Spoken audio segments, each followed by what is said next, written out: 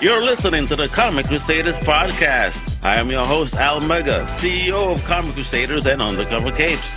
In this show, I'm sitting down with creators from all walks of life to talk about inspiration, process, the lessons they've learned, and a whole lot more.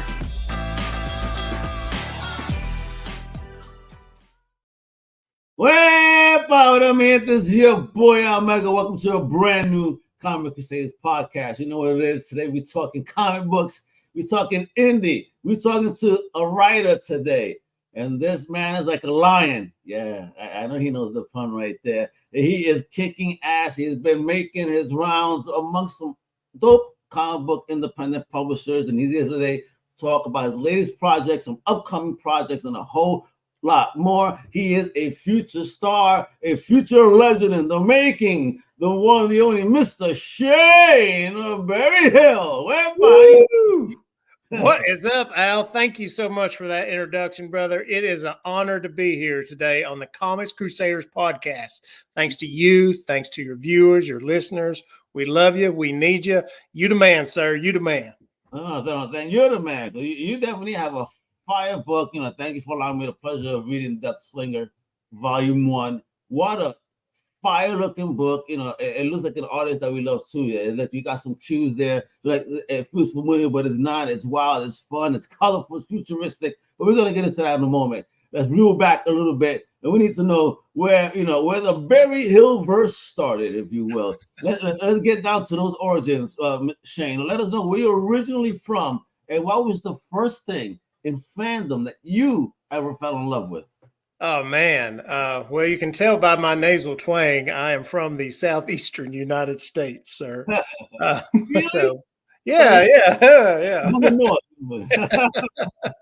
But I live in Tennessee, and I've lived here most of my life. And I'll be honest with you, and you can tell by the gray in my goatee, I've been around a while. So, man, the first thing I fell in love with as just a little kid. I can remember my dad drawing Superman up on a chalkboard I had, of all things. And it was just, the movie was coming out at that time. Well, a little later. I was a kid. But, so my mother, of all people, had just this treasure trove of Bronze Age and Silver Age comics. It was actually my mom's and her younger cousins that was at my grandmother's. Oh, cool. Yeah, and man, that was like my holy grail. You're talking Jack Kirby Thor, which I wish I still had. You're talking Shang-Chi, Master of Kung Fu, the original there with Paul Galassi and all those guys. A lot of Silver Age Superman, a lot of Silver Age Batman. Your mama cool. Man, she was. Well, yeah, she's a cool chick. And I like to think this apple didn't fall too far from that tree. But, just a lot of, and then her younger cousin who just kind of added to the pile of that Bronze Age street level Marvel, man, that was my initiation into the world of comics. Okay. And then when I was older, they were getting Comic Scene magazine was it's a Comic Scene. Oh my god. Yeah. Was on the newsstands, brother. And and talk about and then still had a spinner racks in my local drugstore. So I would get a Coke, a candy bar, and a comic book, all for just a couple bucks. And but in Comic Scene, when I got a little more age, I would read about this guy called Frank Miller, and he was reimagining the Dark Knight. This Dark Knight Returns. What is this? Well, it was, years later, I'm getting in junior high, and it was actually a Walden's bookstore. I came across the Dark Knight Returns as a trade in year one, and man, I was set for life. Nice. And then you're talking Silvestri Claremont X-Men is huge at the time of my impressionable self, and I was just soaking that up, dude. So. And you had access, though. That's cool, though. You had access. Let me not cut you off, but you had access, right? But on top of that access, did you also have a tribe, or were you kind of a lone wolf?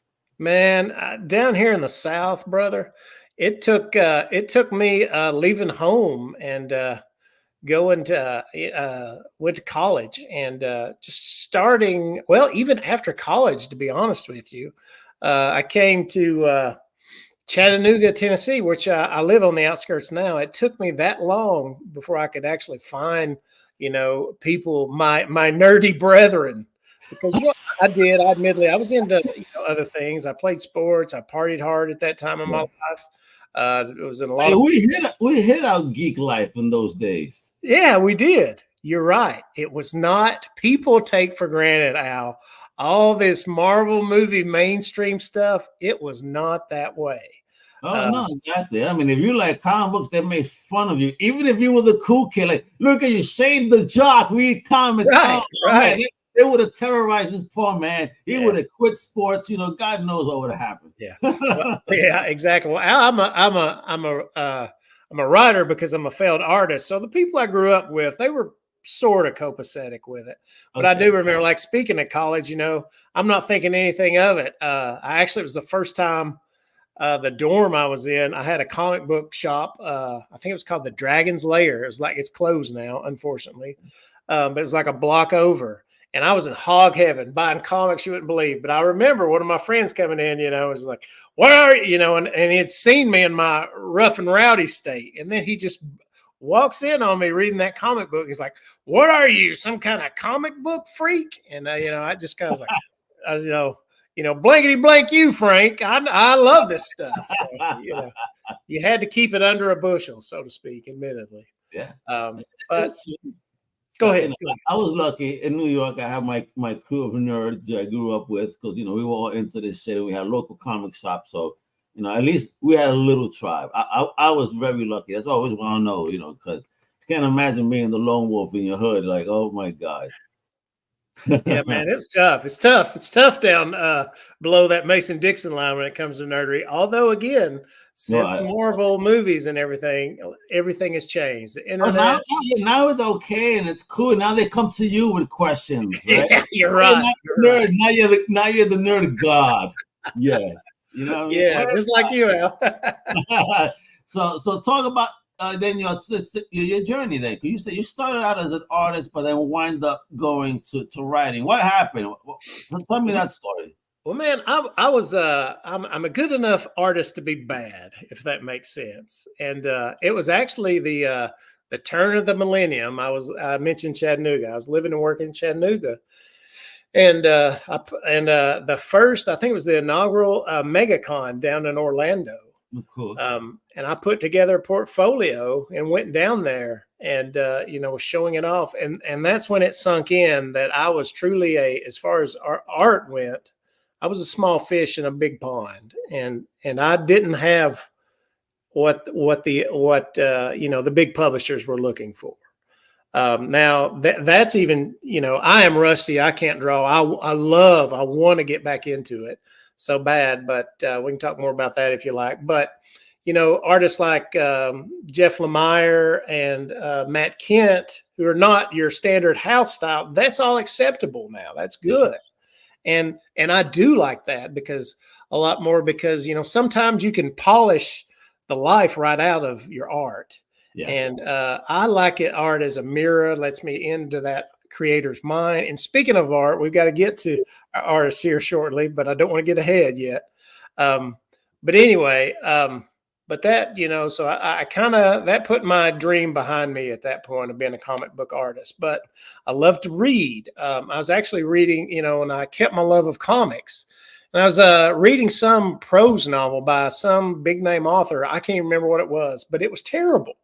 And I literally threw the book across the room, said, I could do better than this.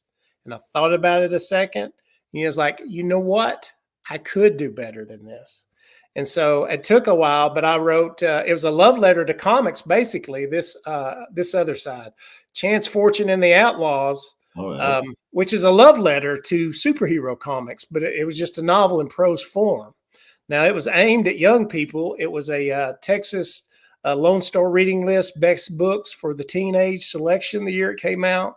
Your hometown, New York Public Library, books for the teen. Yeah, I'm sorry. It was the New York Public Library's books for the teenage selection the year it came out. The cover is by James Jean, of DC cover fame and more, who's now gone off and working at Prada. And then what was I about to say? So yeah, man, I was writing prose novels and stuff, and so my first true published comics work is here on my other side, Sherwood, Texas. That's an Andrew Robinson cover. I went and at Heroes Con, which is, have you ever been to Heroes Con, Al? Oh no, don't you worry. I'm going to be touring real soon. I'm going to all these different cons. I've been on the East. I'm going to go to C2E2 this year. Well, and that's an awesome one too, man. I highly recommend that one. Oh, wow. But Heroes Con, dude, it is like Disneyland for a comic book lover. I mean, it is the last. Ooh. Well, C2E2's great too. But what Shelton Drum and his Heroes Aren't Hard to Find comic shop team who put that on, it is the last comics purist convention that I'm aware of, at least. It's awesome. You got to go, dude. You got to go. That's what we're missing. I need those. I miss those. Yeah. I mean, not no disrespect to the celebs and the media outlets that help, the kids find out the stuff. But at the end of the day, when we go, us folks with this color, we going to shop. We want to get some good. We need to fill holes, man. You know what I mean? Yeah. And that hose, you dirty-minded bastard. I mean, I holes, all right? Yeah, there you go. There you go. But anyway, I'll leave that one with you. I'm talking about hoes. My God, what are you doing? All right. So, but anyway, the 12 Gauge Comics was there, the publisher. And, and I pitched them this reimagining of the Robin Hood legend as a biker gang epic, which was Sherwood, Texas. And he dug the idea. And so we worked together, collaborated as a team. And Sherwood, Texas is the finished product that we saw. It got a lot of praise, actually. NPR, I think it was todayshow.com or NPR One called it like Quentin Tarantino reimagining, Robin Hood as, like I said, as a biker gang epic. So I thought, man, I've made it. But little did I know, Al. But you must have felt nice though from that moment when you threw the book across the room and now here's your project and you're like, oh shit, there you go. Yeah. I mean, I'm sure a lot of creators do that. You hear about people who inspire you and their good works, and that's certainly true. But I think what can be, especially in my case, just as true, is you can see something that like, oh man, I love this, but this is not what it should be, at least. And I need to take a stab. I need to try that. If they can get this published, why can't I? So it was kind of that thought process that really threw me in the game, Al, and got me writing. Because I'll be honest, I love stories. I love comics. I love books, movies, TV shows. I mean, we're in a golden age for all this stuff. And I mean, dude, I just can't. And I'll be honest with you. I'm getting a little ahead of myself again here. But I've tried to quit, brother. I have tried to quit. I can't. I love it. I love creating. I love writing. I love telling stories. And I just can't help myself. Shane Berryhill is working towards being the godfather of comics. You just baby. You know what I mean? That's what it is. I'm digging that energy. I'm digging the energy. I mean, you're talking about, you've done, except for a 12 gauge. Scout Comics, Band of Bards, Albatross. I mean, Scout Comics is not a nice word, this week, because the last week. I don't know if you want to talk about that, but did you have a good experience, negative experience with them? Yeah, we can touch on that. And I don't want to put words in, because I realized there were some creators that had some complaints, and, I have to trust and believe that they're valid complaints, and I don't want to put words in, Scout Comics other than say, it sounds like they posted and said, hey, they're being transparent. We messed up, but we're trying to fix it. And my experiences with them, be honest with you, has been nothing but good. Um, my editor, who I'm going to give a shout out, Nicole D'Andrea. I know Nicole. Oh man, she is phenomenal. Don't you love her, dude? Yeah, she's amazing. Yes. Yeah. Great. So probably the best I've ever worked with. So man, I love her. Comics publishers, Nicole freelances, Nicole D'Andrea at Comic Maven on Instagram. Reach out to her. The soda love. I think that's what I'm saying. See, this is what indie comics is about, folks. You know what I mean? Because again, it's a whole. It takes a village, you know, to develop wonderful products. You know, I'm glad to kind of at least that you had a good experience. You know, not putting words, like you say, you know, on any allegations, whatever's going on. But at least in your experience, okay, great. I'm happy to hear that. All right. So talk to me about this baby right here, though, because you got signed. I read this book, and I mean, I was floored. I mean, look at that art, yo. I mean, that's just a piece of the background, folks. Now you see that full cover. Look at the madness. Look at that. Talking about making it rain. Yeah, folks, yo. Talk to me, Shane. What is this madness that came out of the Berryhill verse? You know, what's going on? Well, first of all, Al, like you just were kindly alluded to, the love in the indie comics community. This was totally a team effort. That beautiful piece of art, that opera of violence your eyes are feasting on right now, that is courtesy of Ben Perkins. Ben is a standout contributor to the publisher of Deatslinger on some books like Ghost Agents. He's done an original graphic novel called Post Traumatic and some other things.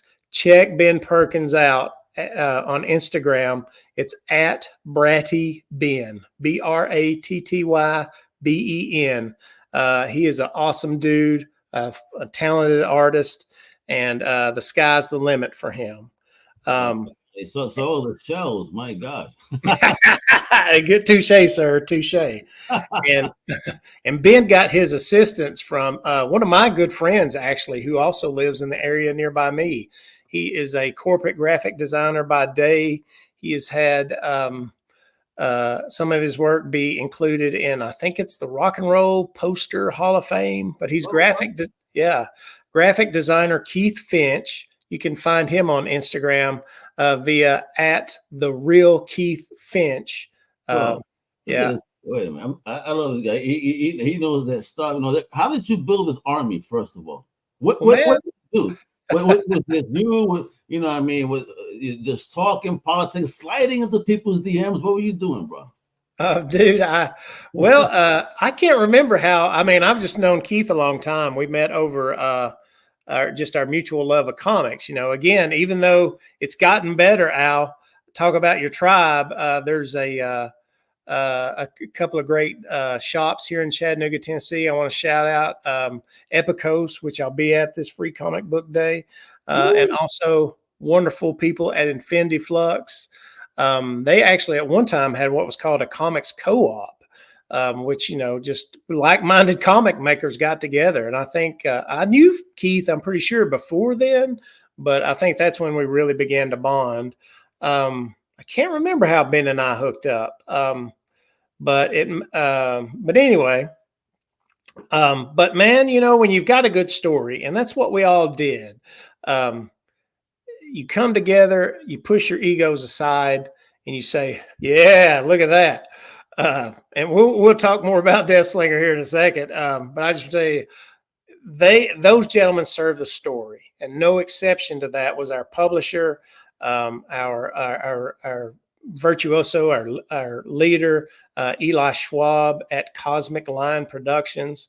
Can't thank Eli enough.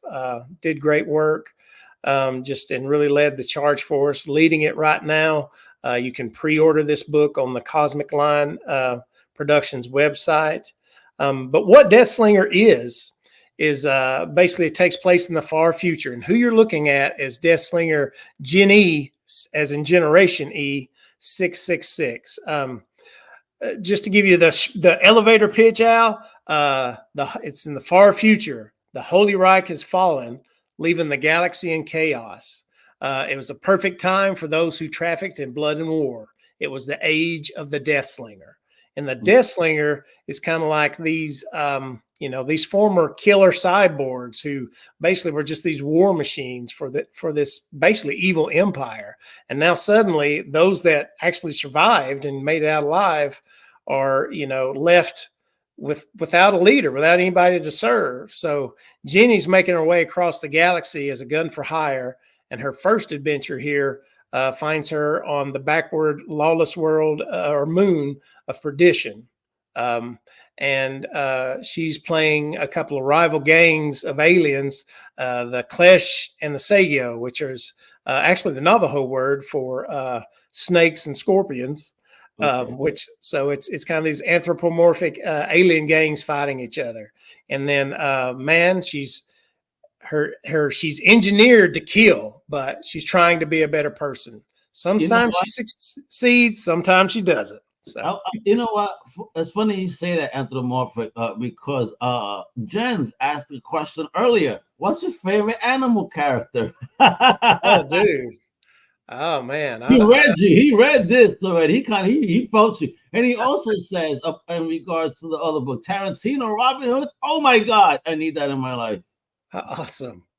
Well, thank all you guys. As far as comics, what jumps to mind is Teenage Mutant Ninja Turtles, brother. I don't know if there's any anthropomorphic character better than that. You can. I think you can still. My friend can still order Sherwood, Texas, from the 12 Gauge Comics website, and probably on. If you want to get it in digital, you can probably get it through Amazon or something or other like that. I'm not sure anymore. It's been a while with Sherwood. But I'll say that looking at the character and all, initially, I felt a 90s Death Heads vibe to this character. And then obviously, as the story progresses, we find out a little bit more about what's going on. Oh, okay. Holy shit. Wait a minute. Whoa. Yeah, exactly. And speaking of 90s Death Heads, we just got a blurb from one of my, it was an important movie for me, the original of the 90s Crow. Yeah. Alex Proyas, who's the director of the Crow, he read Deatslinger, and he said, I quote, "Deatslinger is utterly nuts and beautifully realized. I loved it." So, talk about gets me. You can't see it, but I'm pounding the chest right there.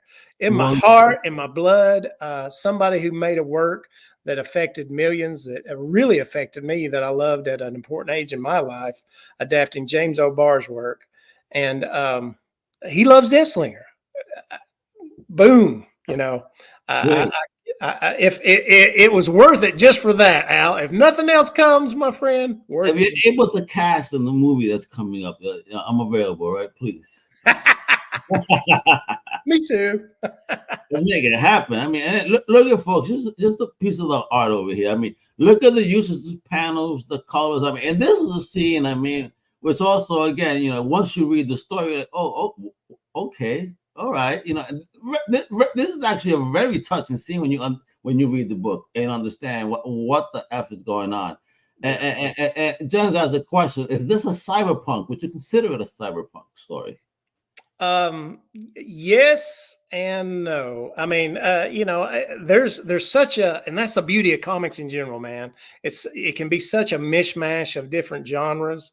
There definitely, you can tell by the artwork, there are huge cyberpunk elements, but I would call, it's really a yes. I would say it's a cyberpunk spaghetti western set in space. So, if you like the good, the bad, and the ugly, if you like the Mandalorian, you're going to love Deatslinger.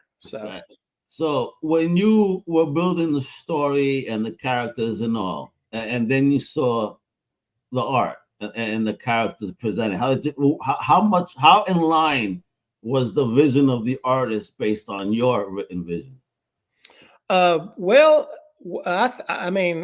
give full kudos again to the wonderful artist, Ben Perkins.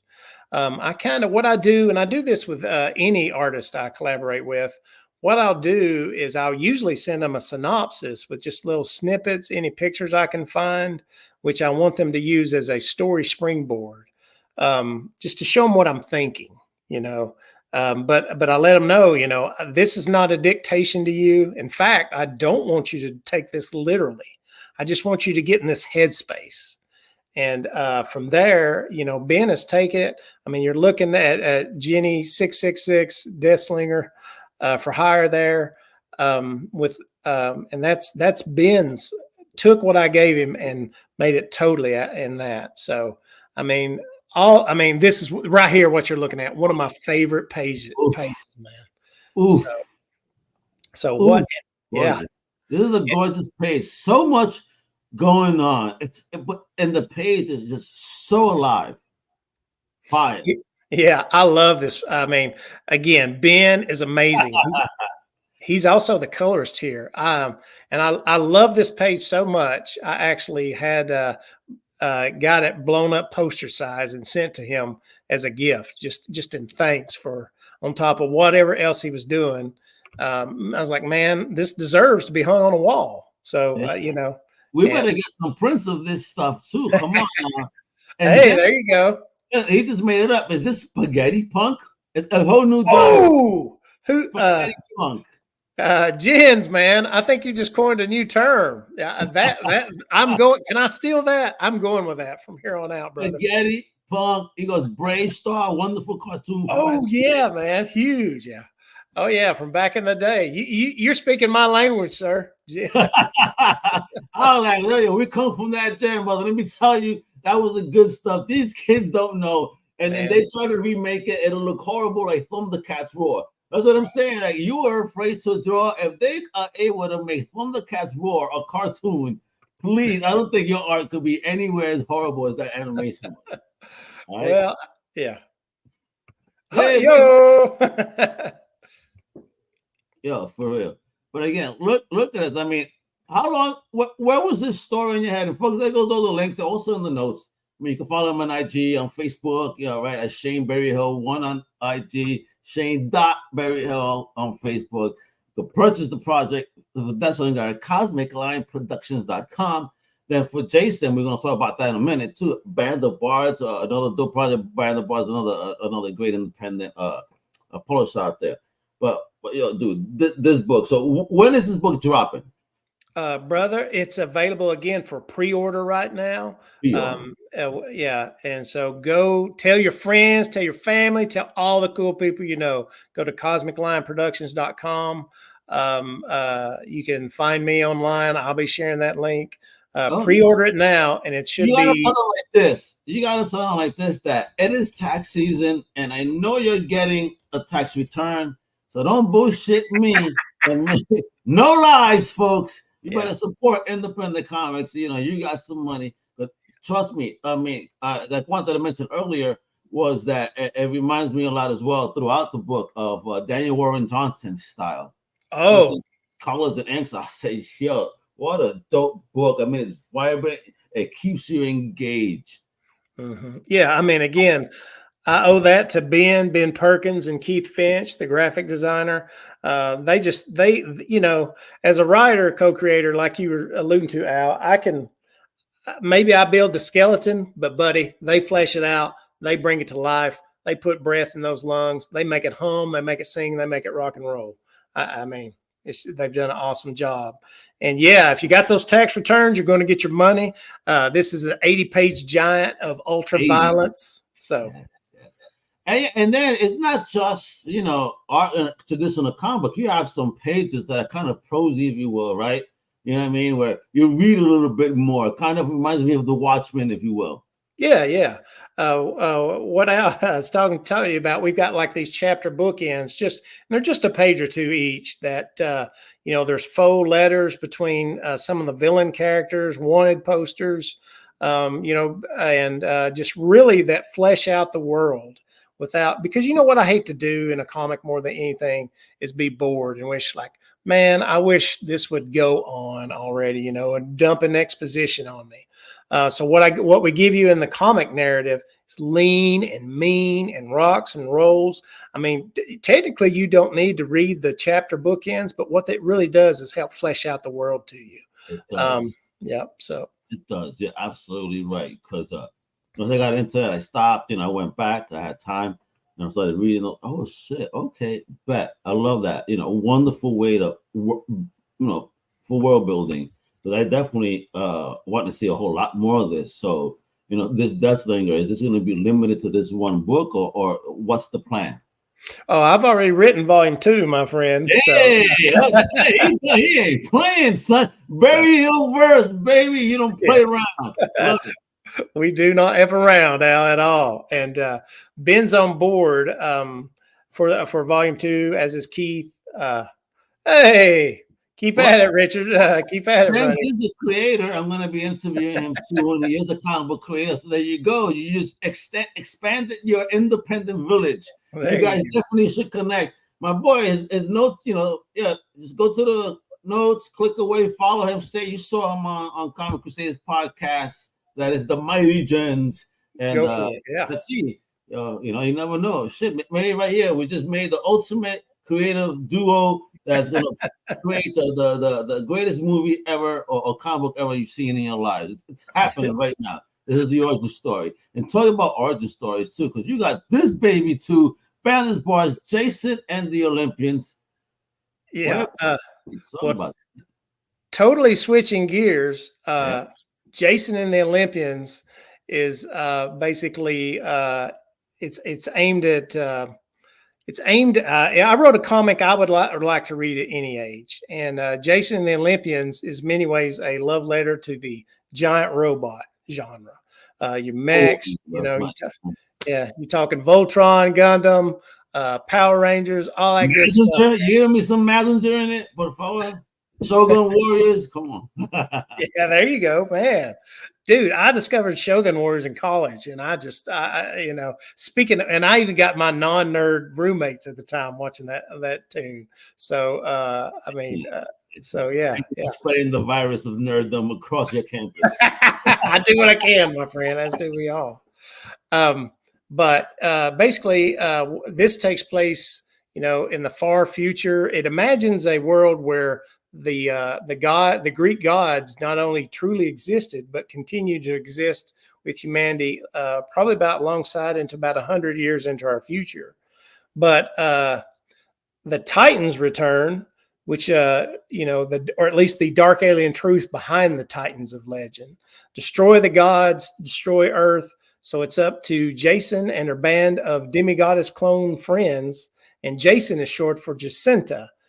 She's Portuguese, Japanese, mixed heritage, to pilot these giant robot or giant colossi and form the giant automaton protector, Talos.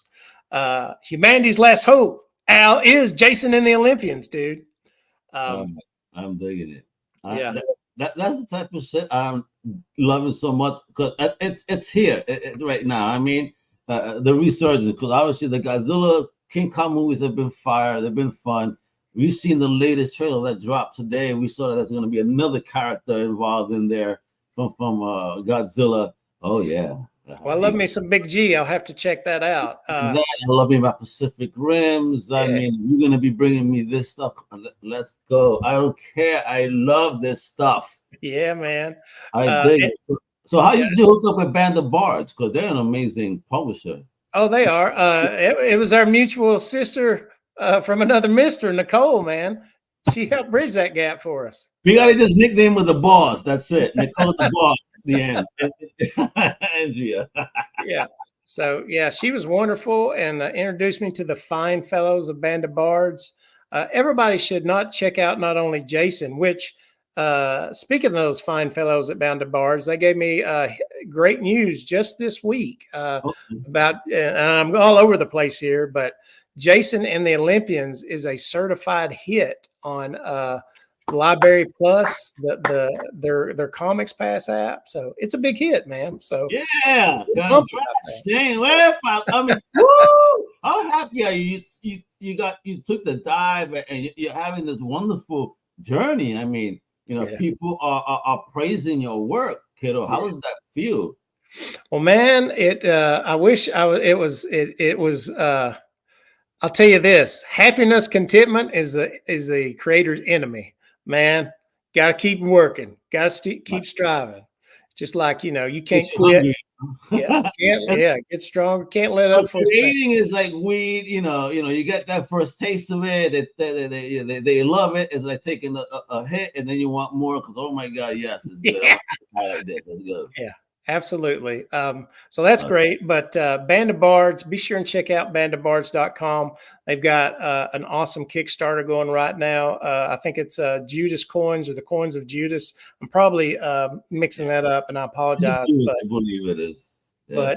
But man, they're awesome, good people. So just check out their catalog, Jason and the Olympians included. If you like, and speaking of Jason and the Olympians, that cover was by another friend. Talk about the co-op down here, Alex Ogle, who lives around. He has done an alternate cover for the Amazing Spider-Man number 75. He's done a lot of licensed art with Marvel. The interior pages, man, you got to check out. They come from my friend, Italian artist, Mattia Monaco, who, if the interior, think of Sean Gordon Murphy with a manga edge. Oh, stop. I love Sean G. Dude.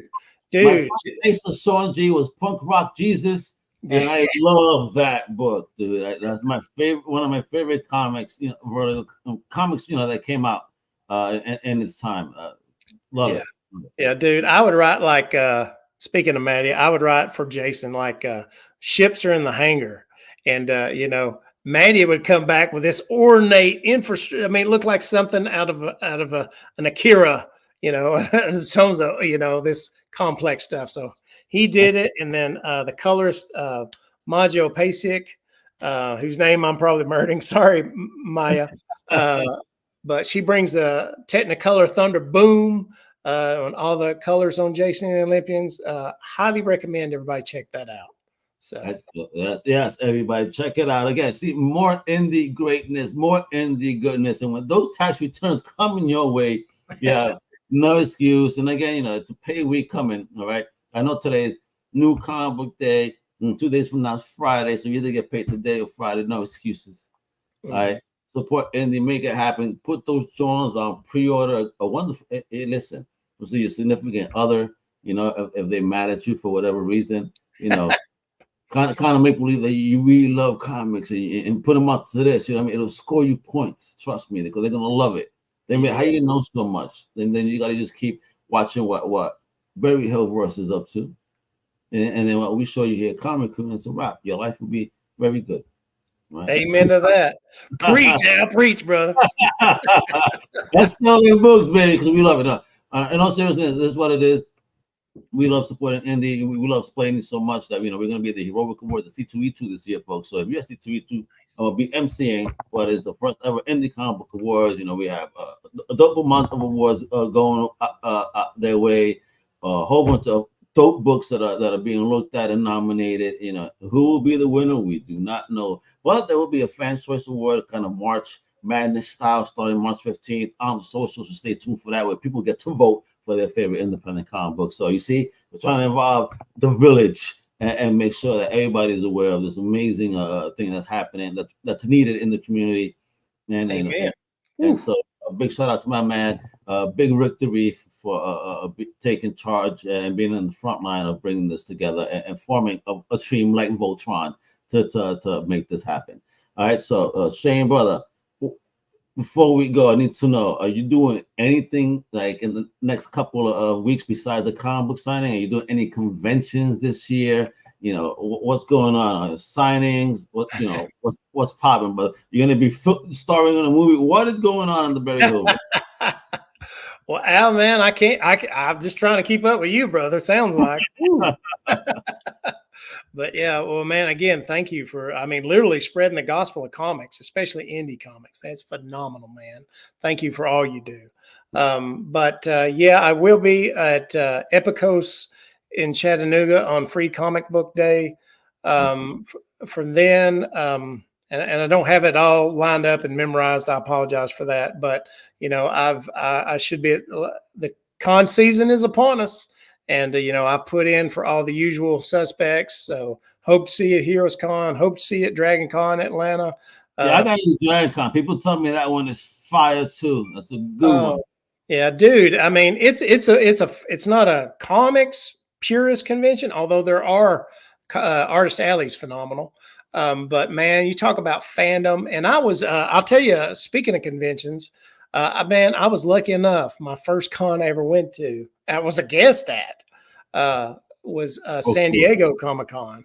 Nice. Way back in the early aughts. And but you know, when it was still about comics, kind of. You know, it's changed. I haven't been back in a long while, but I bring it up to say, you know, everybody knows San Diego, but man, when I went down to Dragon Con the first time, and it's been every year, the costumes I saw, if you're into cosplay, dude, or just admiring, the costumes I see were every bit as impressive and more as what I ever saw out in San Diego. Dude, it's fun. It's a party. It's a party. I mean, they all are, but I'm not gonna want to go where they're bringing the whip out. Let's go. I want to have a good time, kid. Let's go. I want that energy. I want to soak it all in. That's what I love about our people that want to have fun. Because I went to a comic convention party. I've already Comic-Con once. Let me tell you, for those that think that nerds cannot get down, you are very mistaken.